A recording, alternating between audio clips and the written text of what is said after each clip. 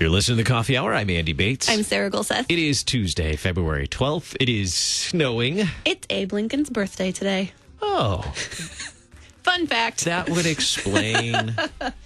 I was sad I had to come into work, actually, because I was listening to our classical station, and they were doing Copeland's Lincoln portrait, and I really just wanted to sit in the car and listen, but then I wouldn't have been here. So. Well, I'm glad you're here, because we have some good stuff lined up for today. We do. Two good things. One, this has been like a book review. There's been a whole slew of great books coming out, and we've got more lined up. This is another new book for families that I'm really excited about because we've had this author on before, and about various topics related to family and being healthy and balancing work, life, all that fun stuff. So excited to talk about that. And in the second half, one of our favorite short-term missionaries and liturgical artists all in one person. No, I'm really excited for this. Get to hear the stories. Thanks to our friends at Concordia University, Wisconsin for supporting the Coffee Hour. Find out more about them at cuw.edu. Joining us from the frozen tundra of Albion, Indiana, Brenda Jank, founder of Run Hard, Rest Well, wife and mom of 5, and author of one of the newest books from Concordia Publishing House, God's Gift of Family. Brenda, thanks so much for joining us this morning. Hey, hi Andy, hi Sarah. Hello. I'm so glad you didn't have to get outside to go anywhere for this interview today, because I understand it's a bit icy there, like it was here on Sunday. I would have trouble. We are covered in ice. Just got our electricity back, and I was beginning to put on long johns because the house was getting pretty cold. Oh. Oh, man. But that's what makes it winter, when you put on the long johns. And, You have 5 layers on when you're inside your own house. Yeah, that's special. Well, you have a new book for families, about families, and excited to share it with our listeners today. But let's talk about your experience with families. You have your own family the Lord has given you. Tell us a little about your family, and has that served as inspiration for this book? It has. We have been blessed with 5 of what I call the finest, feistiest children ever assembled under one roof. The crew is a miracle crew, as every family is a miracle. Our first 2 children came home through the miracle of adoption. Joshua at 6 months of age. His adoption was actually facilitated by Lutheran Social Services in St. Louis. And then a year later, Samuel came home to us from New York City. And then we had a surprise son who was born to us, and then a surprise daughter who was born to us, and then an adoption agency in Indianapolis called. And we looked in our hearts, and we prayed, and we looked in our car, and we still had one more seat left in our minivan.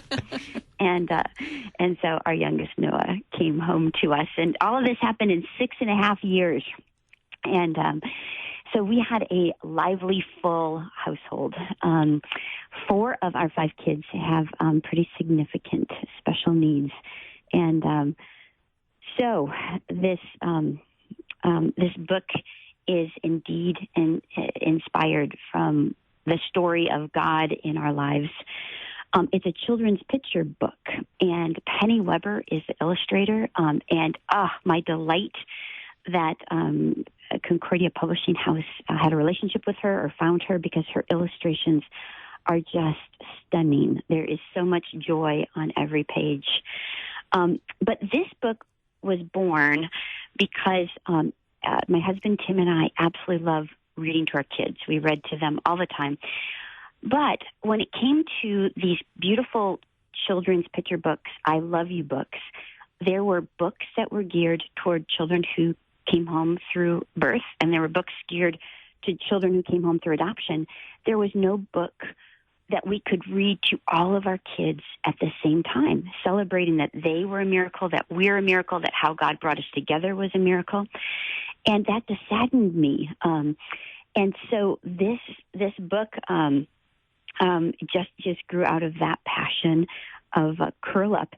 It actually was written 16 years ago. So my kids are benefiting from it from a little different angle. They are now between the ages of 18 and 25. But the kids have known the story.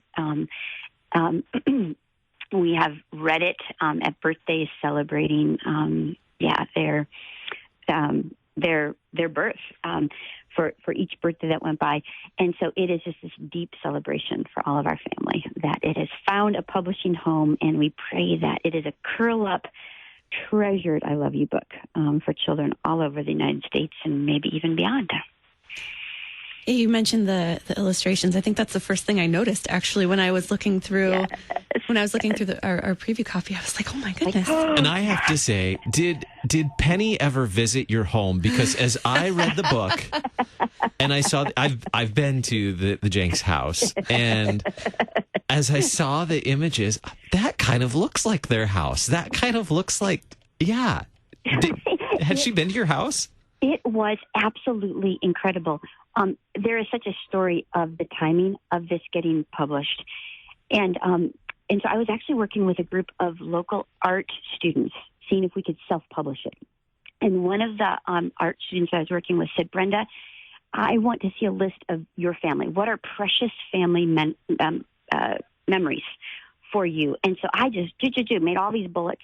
And so when it came time and Concordia got a hold of it and was taken by it, I passed that on to the editors there, and they passed that list on. And do you know what? There was, as we opened the book, there was that little bit of fear of, we knew that this is going to be a different family. The pictures on the book isn't our family, and thought, oh, is there going to be a little bit of sadness? And I wept on every page. Penny saw the list, but we never talked. And then my daughter, Anna, just a couple weeks ago, because I just got a preview copy in the last couple of weeks, she wept on every page. She's like, this is my childhood. So, Andy, you're right. Like on the first page, the little boy is holding a flashlight. My husband, Tim, adores. He's like addicted to flashlights. And I love feeding hummingbirds and birds. And there's marshmallows. And whenever we washed the kitchen floor, which to be honest was not very often, but we would line up all the kitchen chairs and the dining room chairs, and the kids would pull out their stuffed animals and make a train. And she captured that. And you know, family is this delightful place of love and joy, but it's also hard. And so there's a picture, there's a page where the two boys are fighting and there's tears.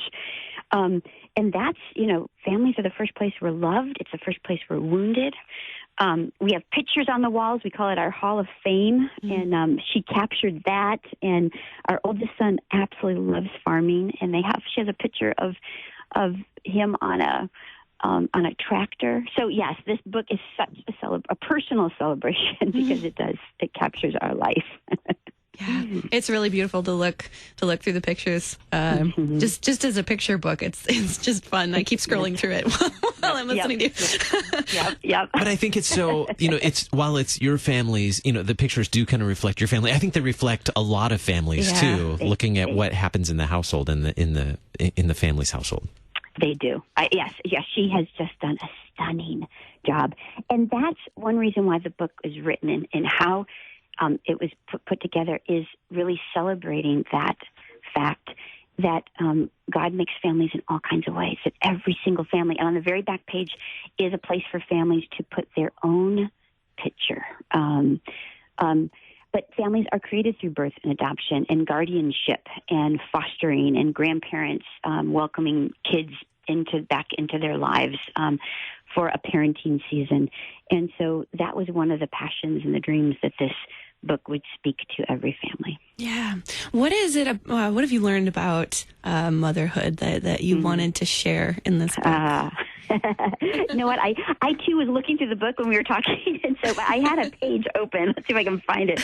Because there's one page that really captures what we learned. We learn from each other. We learn every day how to live, how to love, how to work, rest, and pray. We learn in a way that's uniquely our own. We give it our best. We are never alone. Boy, I have learned to love. I for our wedding, someone wanted to hand embroider 1 Corinthians 13. Mm-hmm. And I actually told the lady, can we do it? Can we do our wedding verse? Can we do a different verse? Because love was just something that felt really easy to do. That list was not challenging to me before I got married. Getting married and becoming a mom, love is one of the hardest, holiest work of our life, to love well, because it is not easy under the same roof. We are, all imperfect folks who desperately need a savior. It's obvious every day that we are in need. And so my kids have been God's gift to me to learn how to selflessly love and pour into them. But I've also learned how to, work comes easy when you're a parent. The work is 24/7. There's no let up. But because of them, and because every day my kids needed so much more from me than I ever had to give, God met me in a place of learning how to rest well, so that by His power, that I could pour into them what they needed. There's that miracle of learning how to play again and rediscover through little ones the joy and wonder of, bugs and bubbles and balls and books, and you get to re-explore the world. So they've taught me how to play and how to laugh, and then the final thing is that everyone learns so uniquely. There's no cookie cutter approach.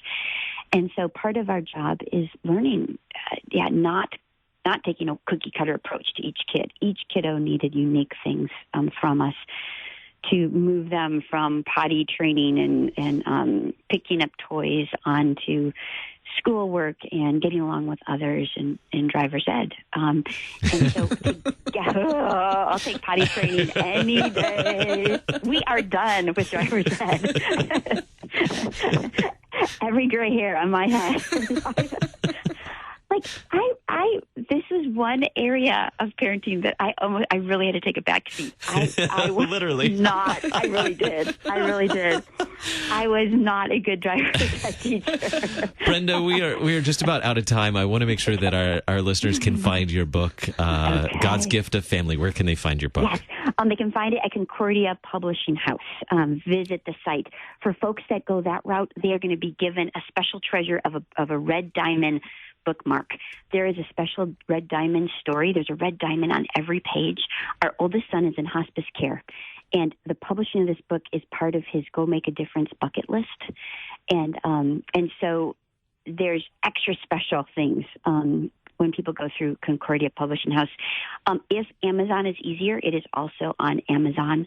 And it links back to Amazon and to Concordia Publishing House, but on the Red Diamond Days page, which is reddiamonddays.com. There's some neat videos on there and links to how to get the book. Thank you so much, Brenda, for being our guest today. Brenda Jank, founder of Run Hard, Rest Well, wife, mom of 5, and author of God's Gift of Family from Concordia Publishing House. Thanks for being our guest on the Coffee Hour today. Okay, thanks a lot. Blessings.